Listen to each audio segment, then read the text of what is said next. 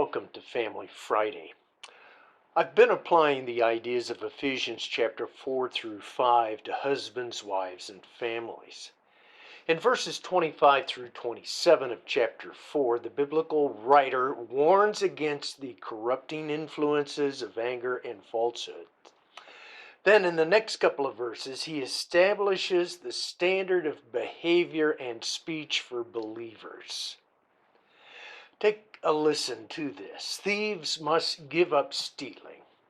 Rather, let them labor and work honestly with their hands, to have something to share with those who are needy.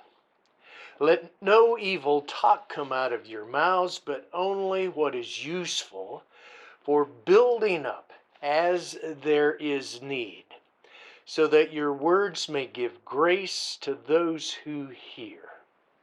In other words, believers are to stop being selfish. They are to be trustworthy. They are to position themselves to share with any who are in need. Now, in chapter 4, verse 28, it illustrates these principles. Thieves, they must stop their greedy thievery.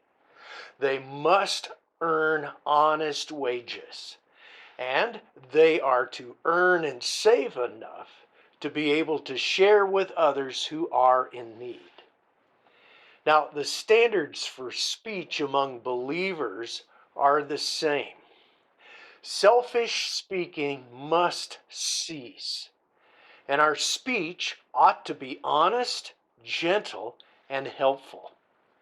Just that as there's always people in physical need, there are others who are in emotional need. They need an encouraging word, an instructive word. No longer are believers to say whatever they want, whenever they want, as loudly as they want. Such talk is evil and unwholesome. Now, the word translated evil by the New Revised Standard Version in chapter 4, verse 29, appears 7 other times in the New Testament. And it's in reference, 6 times in reference, to bad or diseased trees and the fruit they produce. And the other time, it's about inedible fish. And angry words are inedible. Dishonesty are diseased words. Just as a thief must stop stealing, so people accustomed to spouting off must learn how to keep their mouths shut. Consider the following nugget of wisdom. Rash words are like sword thrusts, but the tongue of the wise brings healing. That's Proverbs 12 and verse 16.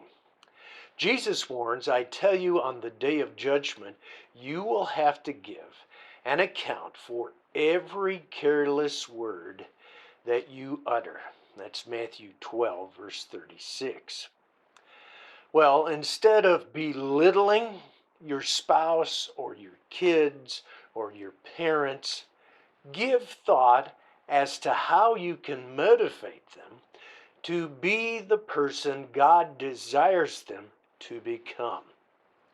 If you do this and you keep working at it, people, including your family, and that means your teenagers, will want to listen.